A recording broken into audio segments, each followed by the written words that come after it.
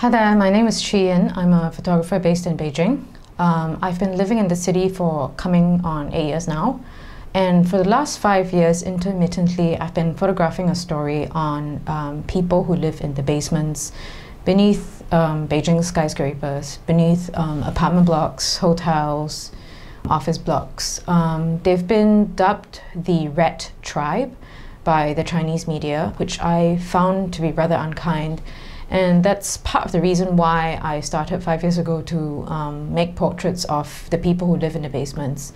The people who live in the basements are all migrant workers, meaning migrants from other parts of China who come to the capital city to find a job. And most of them are people working in the service industry. So KTV lounge hostesses, pedicurists, hairdressers, shampoo girls, waiters, chefs, and the like.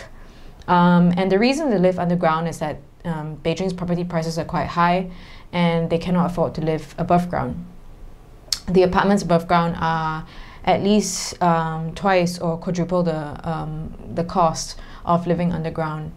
I got fascinated with the fact that there's a universe beneath our feet in this city of more than 20 million people. It's a very congested city.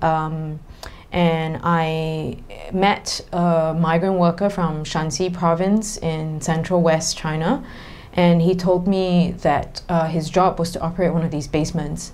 That was way back in 2007, and I got fascinated by the fact that there were people living underneath. So I decided in 2010 to start looking and started to make contacts with young migrant workers I would meet in restaurants and when I went for a haircut and such like. And I basically invited myself into their living spaces, and I started to make portraits of them in their rooms. And what struck me was that a lot of the rooms were, well, obviously they were windowless, but many of these young migrants had taken a lot of pain to do up their spaces. There was a young couple that had put pink wallpaper all over their room, and there was a young migrant that I met who made a heart shape of out of balloons to put on his wall. So I think they do everything they can to make it a home. It is their home while they're in the capital city. So they try to make it as cozy as possible. And over the last 5 years, the government has started to crack down on these spaces, which are theoretically illegal. They exist in a gray area in the law.